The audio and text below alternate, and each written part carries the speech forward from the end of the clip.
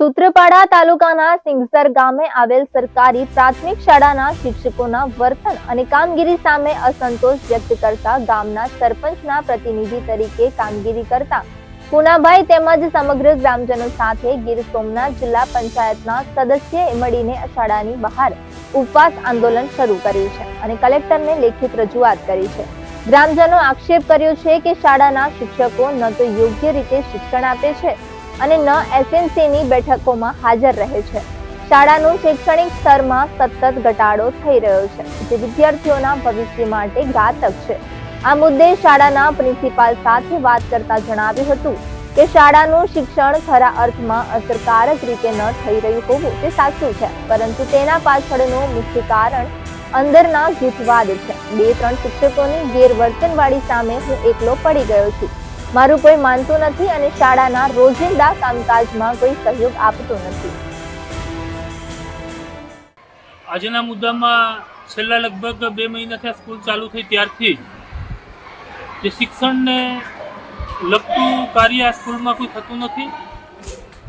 આચાર્યનું પણ કોઈ શિક્ષકો માનતા નથી। આચાર્યની પણ ફરિયાદ અમને એસએમસી તરીકે આવે છે અને ગઈકાલે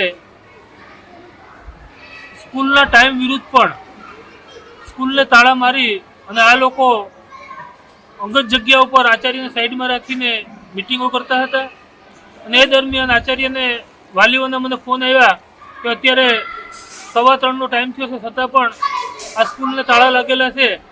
એટલે મેં આચાર્યને ફોન કર્યો। આચાર્યએ મને એવું કીધું કે એ લોકો એની મનમાની કરે છે ને મારી કોઈ વાત રાખતા નથી। એટલે મેં ટીપીઓ સાહેબને કીધું।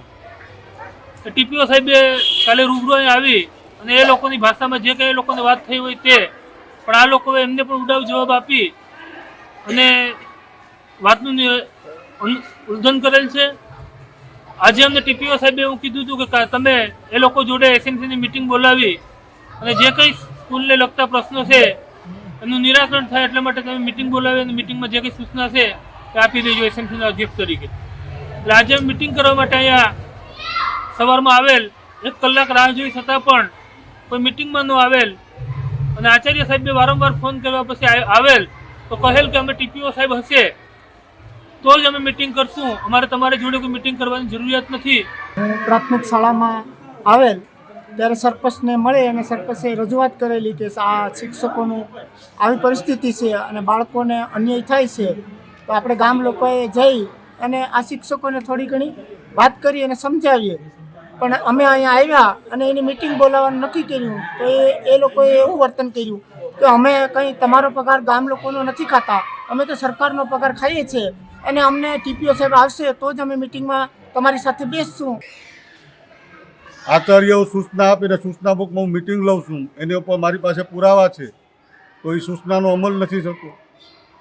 એસએમસીની મિટિંગ બોલાવું, એસએમસીવાળા આવે અને એસએમસી પણ સપોર્ટ કરીને સ્ટાફને સમજાવે છે, તો એસએમસી સામે પણ ગેરવર્તન કરે છે, ગામ લોકો હારે ગેરવર્તન કરે છે।